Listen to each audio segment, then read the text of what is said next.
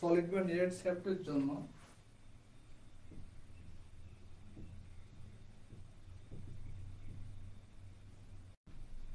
S is equal to 60/πd3। এটা হচ্ছে আমাদের প্রমাণ করতে হবে, বুঝছো? তাহলে এখন এটার ক্ষেত্রে হচ্ছে তোমার আমাদের শ্যাফট কিরকম থাকে?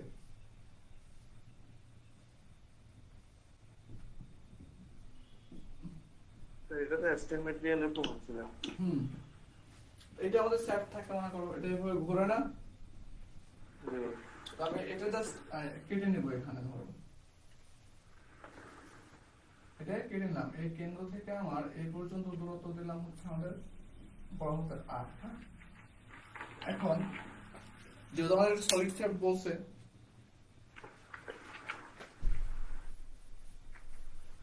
এটা আমাদের সলিড শ্যাফট যেহেতু বলছে, তাই আমরা ধরো একটু সুন্দরভাবে লিখি যে মনে করি ধরো এই শ্যাফটের ব্যাস কত, মনে করি শ্যাফটের ব্যাসার্ধ হচ্ছে r, শ্যাফটের ব্যাসার্ধ কত? r। এখন আমি এই যে আমাদের কেন্দ্র থেকে আমাদের এই টোটাল যে জায়গা, এটা হচ্ছে আমরা ব্যাস কি বলতেছি? d। ব্যাস আমাদের d, আর এই কেন্দ্রটা আমরা ধরলাম o পয়েন্ট একটা ধরলাম সাপোজ। এই কেন্দ্র থেকে আমি x মিটার দূরে একটা ফালি নেব, x মিটার দূরে একটা ফালি নেব।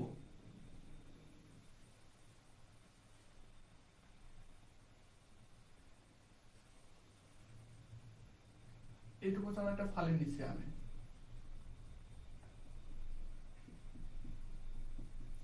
এই ফালির পুরুত্ব হচ্ছে আমরা ধরছি dx, কি ধরছি? dx। এখন এই ফালিটার হচ্ছে আমার এরিয়া কতটুকু, আমি যদি লিখি এখন যে এখন শ্যাফটের কেন্দ্র হতে x মিটার দূরে x দূরত্বে লিখি, যেহেতু আমরা মিটার বা সেন্টিমিটার কোন কিছু দিচ্ছি না।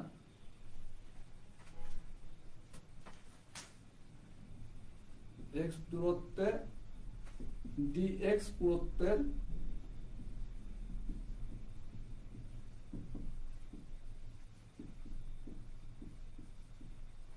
একটি ফালি বিবেচনা করি।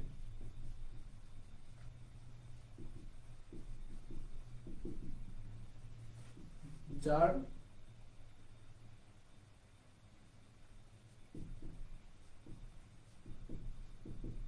শিয়ার স্ট্রেস Sx এবং ক্ষুদ্র ফালির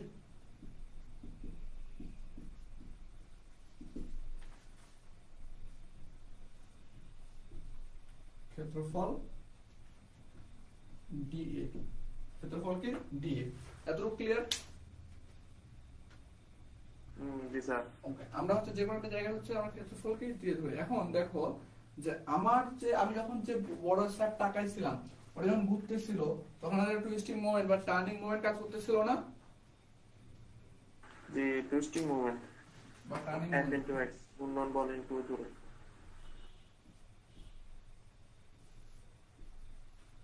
এই তো তাহলে টার্নিং মোমেন্ট কি কাজ করতেছিল, তাই না? এখন যদি আমি ছোট একটা অংশ নিছি, তাহলে ক্ষুদ্র অংশের টার্নিং মোমেন্ট কি হয় বলো তো? তাহলে আমি লিখতে পারি যে ক্ষুদ্র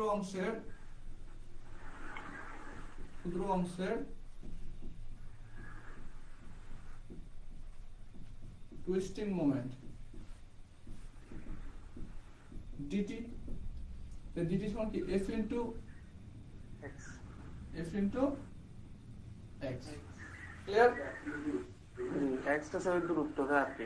x হচ্ছে অথবা তুমি লিখতে পারো যে x হচ্ছে কি? কেন্দ্র হতে দূরত্ব, কার দূরত্ব? আমি যে জায়গায় টর্ক নির্ণয় করছি, এই জায়গায় আমি টুইস্টিং মোমেন্ট, তাহলে এই জায়গায় কেন্দ্র থেকে কত দূরত্ব? x। তাহলে আমি লিখতে পারি f into x। বুঝছো এবার? এখন দেখো যে আমরা শেয়ার স্ট্রেস Sx লিখছি, ওকে ফাইন। এখন তুমি হচ্ছে আমাদের ক্ষেত্রফল, ক্ষুদ্রফলের ক্ষেত্রফল যদি বের করতে যাই আমরা, ক্ষুদ্রফলের ক্ষেত্রফল।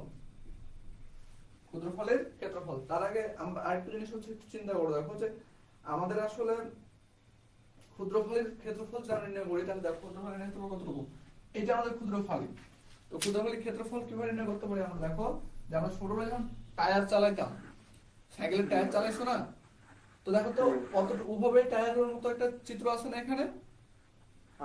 তো দেখো ধরো যে আমরা ছোটবেলায় কান্নাকাটি করে রাগ করে টায়ারটা কেটে রাস্তায় সাফ করে ফেলা রাখতাম না। তো দেখো এই যে এইটা ছিল গোলাকার, তখন কি 360 ডিগ্রি ছিল। তো এটা যখন আমি লম্বা রৈখিক করব তখন হচ্ছে এতটুকু তোমার প্রমাণে লিখতে হবে না, তোমার বোঝার জন্য বলতেছি যে 360 ডিগ্রি সমান, আচ্ছা একবারে না লিখি, হ্যাঁ 180 ডিগ্রি সমান হচ্ছে পাই রেডিয়ান। 180 ডিগ্রি সমান পাই রেডিয়ান।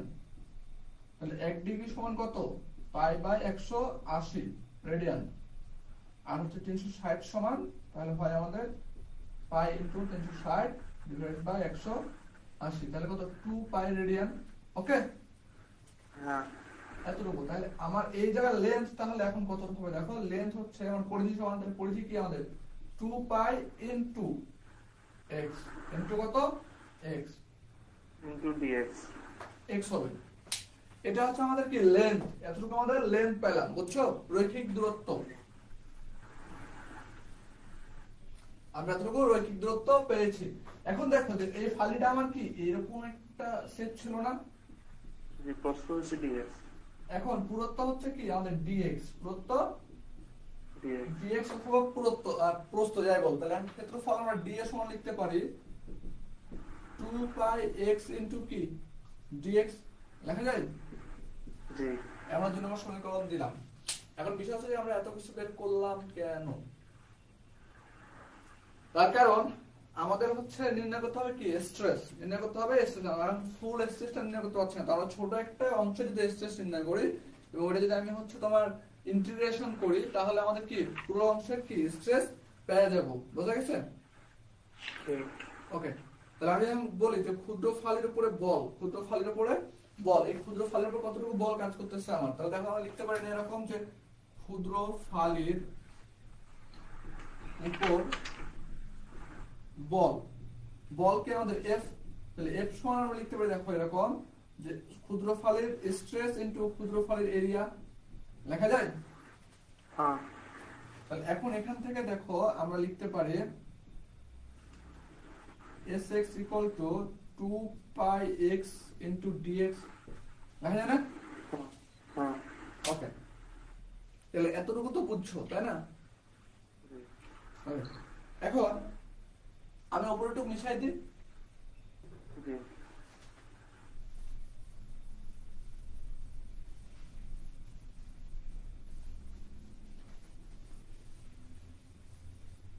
আমরা একটা তোমার সিরিজ সূত্র জানি, বুঝছো, আমরা সিরিজ সূত্রটা হচ্ছে আমাদের হচ্ছে মনে রাখতে হবে যে যদি আমরা ক্ষুদ্রফলের শিয়ার স্ট্রেস বের করতে চাই, ধরো আমাদের এখানে কি এটা ক্ষুদ্রফলই আর এটা কি বড় ফালি না, তো সেই ক্ষেত্রে আমরা সূত্র লিখতে পারি তোমার যে s x divided by x equal to s divided by r, ঠিক আছে।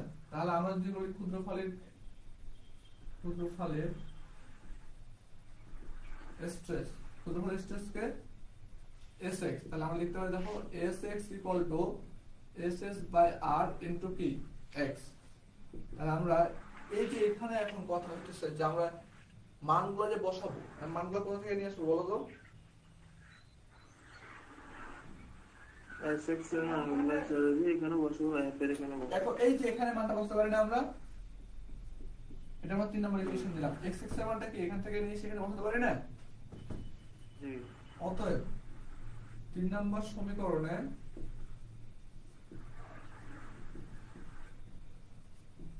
মান বসিয়ে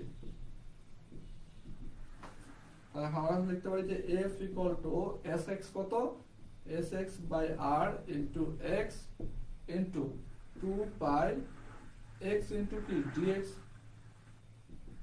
তাহলে এখন দেখো এখান থেকে লিখতে পারি f equal to ss by r into x কত x square 2 pi x square dx, লেখা যায়। হ্যাঁ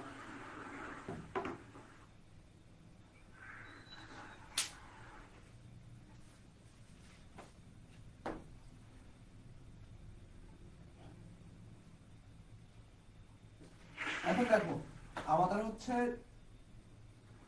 প্রমাণটা ছিল কি S S equal to 16 T divide by pi D cube ছিল না। এখন আমরা ক্ষুদ্র অংশের যে টর্ক ডিটি, এই ডিটিটা কি আমরা জানি এফ ইনটু এক্স, তাহলে এই এফ এর মানটা আমরা এখানে বসাবো, ঠিক আছে? তাহলে আমরা লিখতে পারি, দেখো এখানে ওইটা আমাদের কয় 1 নম্বর সমীকরণ ছিল না? আচ্ছা আমি লিখে রাখি যে ক্ষুদ্রফলের মোমেন্ট, ক্ষুদ্রফলের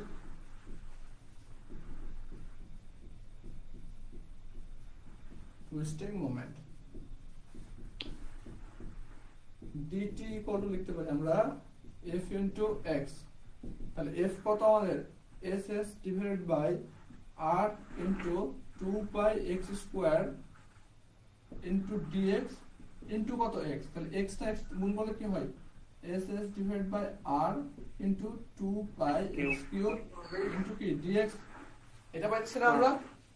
জি। এখন আমরা যদি এই টর্ককে যদি আমরা তোমার সমাকলন করি তাহলে আমরা হচ্ছে ওভারঅল টর্ক পাবো, এবং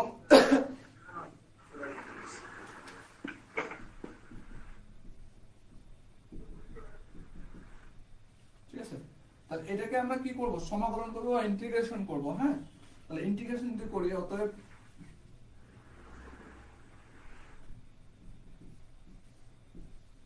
dt equal to ss by r into 2 pi x cube into কি dx। সমাকলন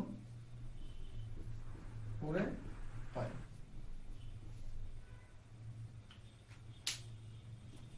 এখন বিষয় হচ্ছে আমরা যে dt টর্ক, এই টর্কটা আমরা আসলে কত দূর পর্যন্ত হচ্ছে আমরা করব, মানে নির্ণয় করব।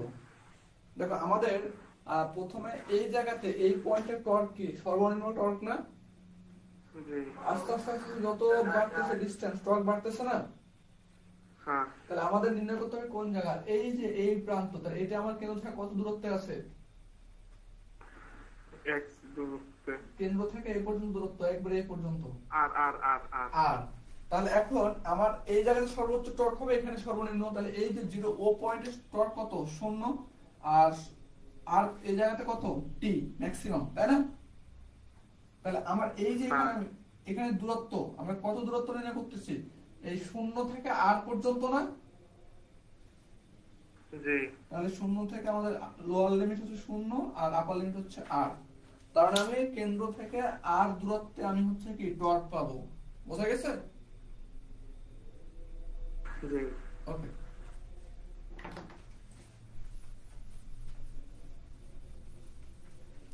তাহলে এখন দেখো যে আমরা এটাকে যদি সমাকলন dt কে আমরা লিখতে পারি এরকম t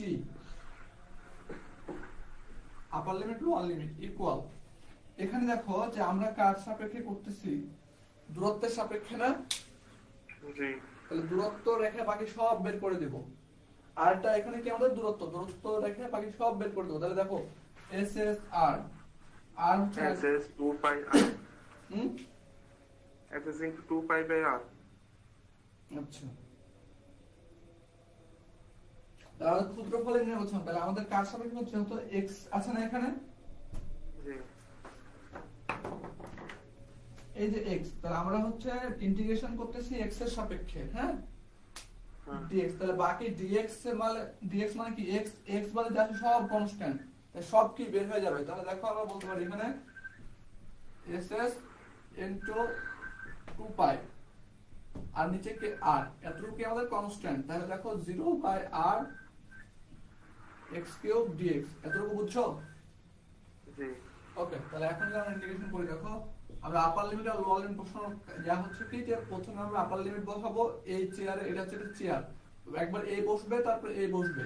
বোঝা গেছে? জি। তাহলে আমরা t যখন a বসলো তারপর a বসালে কি a কে মাইনাস করতে হবে না? জি। t minus 0 equal t থাকে ss into 2 pi divided by r into, আমরা এটার সূত্র জানি হচ্ছে এরকম যে x to the power n equal to x n plus 1 divided by n plus 1 n minus 1। n minus 1 হবে প্লাস 1 হবে বলো তো? n minus 1 হলো না? আচ্ছা n plus 1 হবে।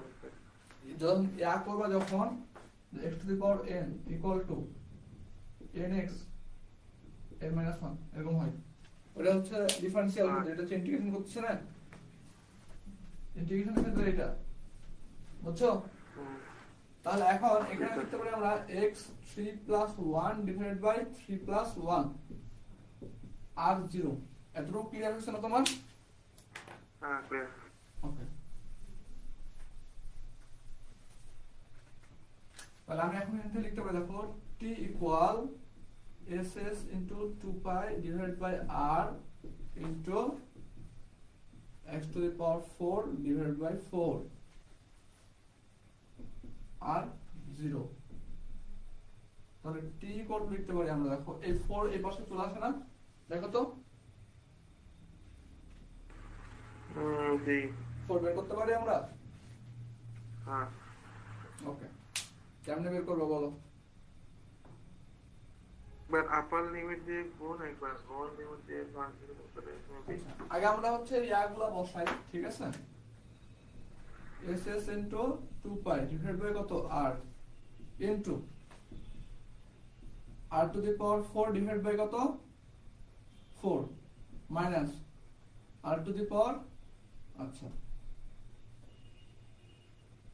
x এর উপরে কত, এখানে আমরা r বসালাম একবার 4 আর একবার 0 এর উপরে 4, এই তো, তাই না? তাহলে t কত লিখতে পারি আমরা, দেখো ss into 2 pi divided by r into r to the power 4 divided by 4, তাহলে দেখো আমরা লিখতে পারি r equal to d by 2, এই লিখতে পারি। তাহলে এখন দেখো এখান থেকে লিখতে পারি t equal to ss into 2 pi divided by r into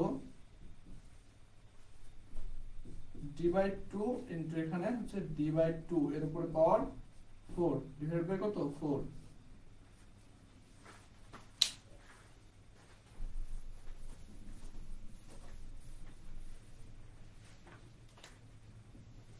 তাহলে এখান থেকে লিখতে পারি আমরা আবার t equal ss into 2 pi divided by d to the power 2 into 2 এর উপরে ইয়া করলে কত হয় বলো, 2 2 স্কয়ার 4 8,